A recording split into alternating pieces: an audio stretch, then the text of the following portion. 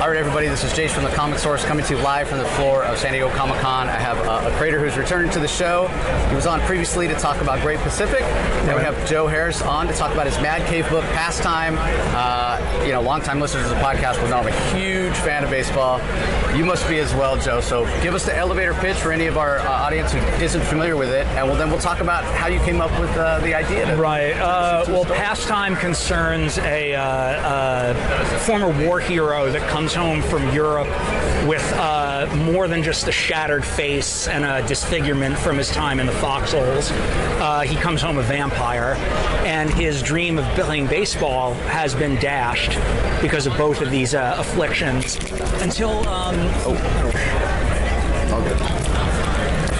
until he discovers night baseball, which is a novelty in the 20s, and our protagonist, Henry Hayes, while also nursing this dark affliction, begins to affect a baseball career playing at night, and we follow him sort of through the ages as he does that. Yeah, it's so fascinating, right? Because vampire, immortal, he could be like the greatest player of all time, right? The most stats, whatever, but obviously he's got to keep it a secret. Right. Mixing horror and baseball? How did you come up with it? I have wanted to make sports comics for the entirety of my career, and people used to tell me, yeah, but people in comics and sports, and I said, bullshit. I think there's a big Venn diagram, shared space that we have, and baseball's my favorite. Grew up a tremendous baseball fan in a very New York Yankees-oriented household.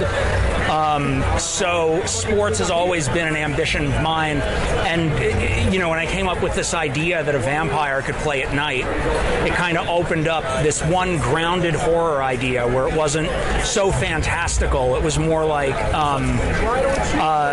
something just very grounded, and it let me mix genres, and that has been sort of the recipe for getting a sports comic out there.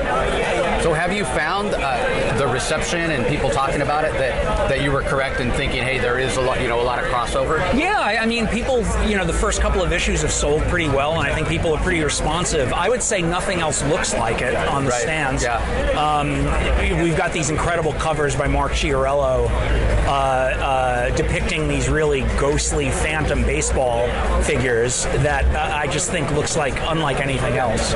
Yeah, so the third issue came out toward the end of June, and that one, you start kind of expanding the world. We're going to move beyond just this vampire baseball player and get ideas of monster hunters and other kind of stuff. So is that kind of your plans now that we've kind of established to kind of branch out and find out that, hey, he's not the only sort of supernatural...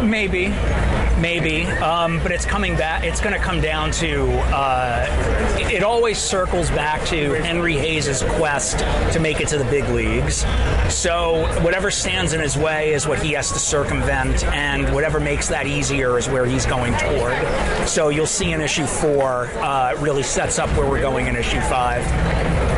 And then hopefully, again, all depending on sales, you can come back to this world. We can see more of him at some point. That's the hope.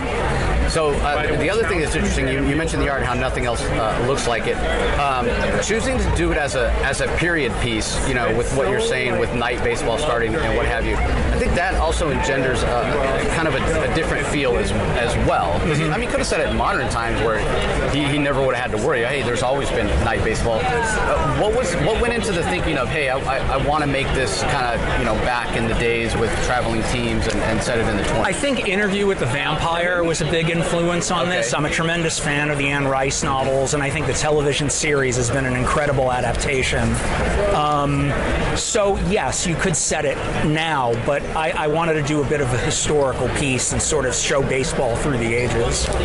Yeah, and it's been tremendous because anybody who's a big baseball fan, yourself and myself, they're maybe more so than any other North American sport. It has a sense of its own history and legacy, and we get that feel, obviously, in this book. It's a love letter to baseball. It really is. And the other aspect of it is, I wouldn't go so far as to say that Henry is he's a hero. In his mind, he's the hero of his own story, and obviously sports figures can be heroes, whatever. But he's definitely the protagonist, and I find myself rooting for him at times, and other times like, oh man, that's a complex character. Is that the challenge of trying to balance? Yeah, well, he's a vampire, and vampires have to, there's really no safe place for them in our society. Right. So it kind of comes with the territory that you're going to be a bastard at times, and you're going to be duplicitous, and you're never going to quite be friends with the humans who think you're one of them when you're really not.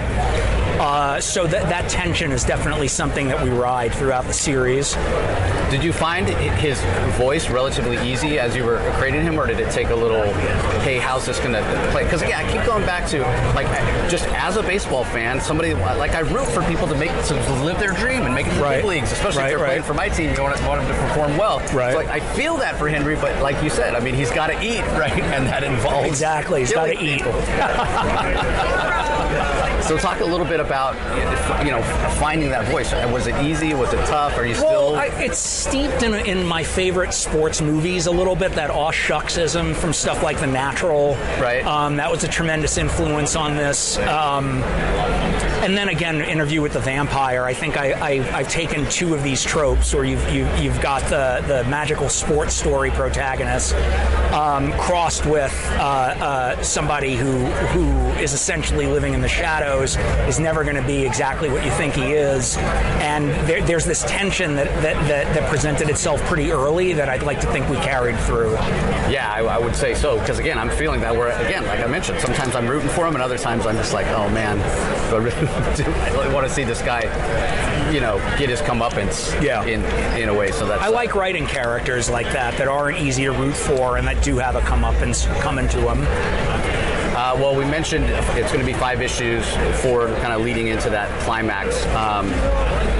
Is there a moment in 4, or maybe it's in 5, where you're just really excited to have it out there and see what the fan reaction is? Well, yeah, there's a turning point at the end of 4 that I'm really fond of, so I'm curious to see how people react to it. Henry Hayes is a guy that wants to make it, and he's not afraid to throw a punch if it means it gets him ahead.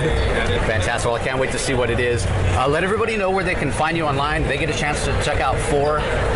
You'll want to hear the feedback. Right on. Best places to find me are on Instagram. I'm Joe Harris NYC, and I'm at Joe Harris on Blue Sky. Fantastic. I'll put links to both of Joe's social media in the show notes, everybody. So hope you're reading the book. If you haven't, pick it up, and definitely reach out and let Joe know what you thought of the end of issue 4. Cool deal. Great to see you. Great to meet in person, and thanks for taking the time to chat. Thanks for having me.